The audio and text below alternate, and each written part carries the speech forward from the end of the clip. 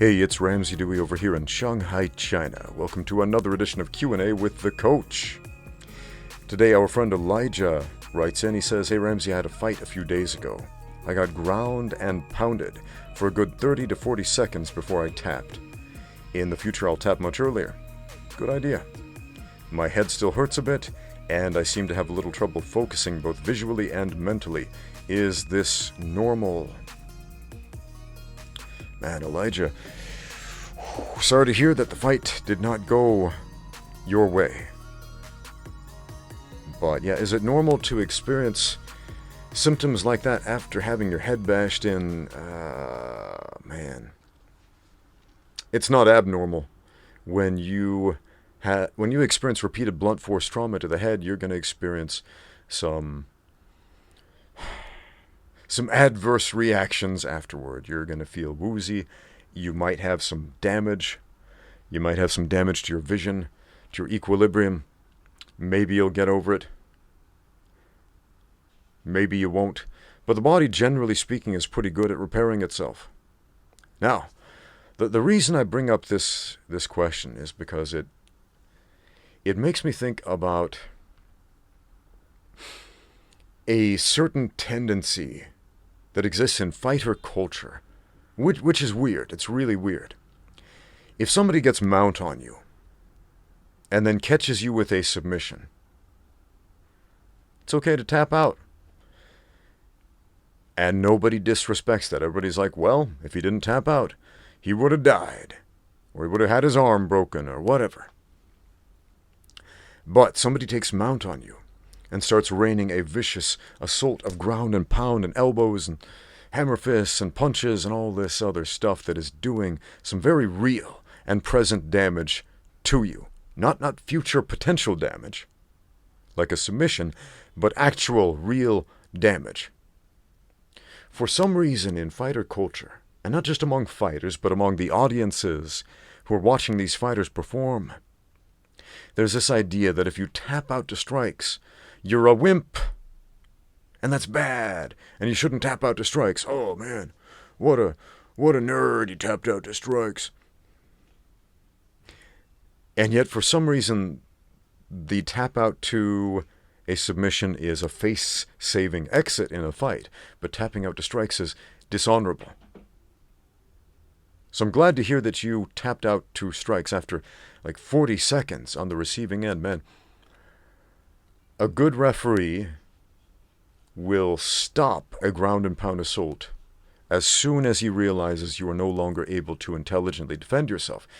Now, if it was a good referee, let's assume it was, and it went on that long, then it probably looked like, from his perspective, that you were attempting to intelligently defend yourself and improve your position, and he was giving you the benefit of a doubt.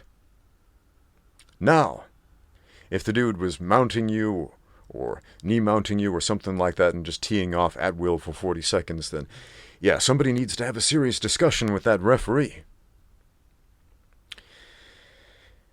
So, what do we do about that, man? What do we do about this weird facet of fighter culture that if somebody is grounding and pounding you, you're just supposed to sit there and take it until the referee, in his wisdom, decides, yeah, I've decided he's had enough.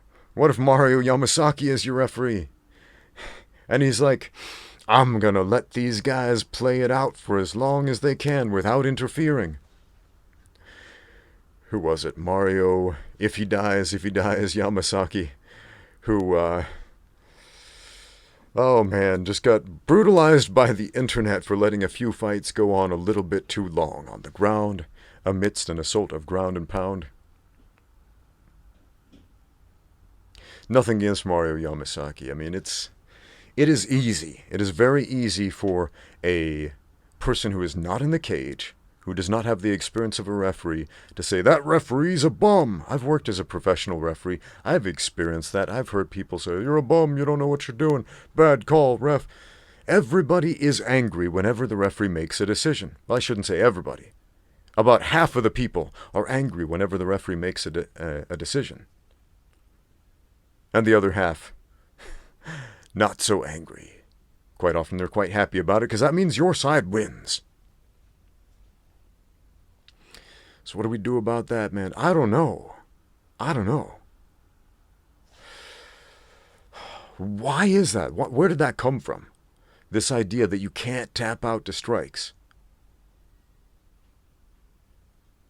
I don't know, man. I don't know. Somebody gets you in an arm bar, it's okay to tap out well before that arm is hyperextended. And nobody thinks less of you at all. They're like, well, I would have done the same. Tell me what you think in the comments down below. How did this aspect of fighter culture start? That it's not okay to tap out 2 strikes.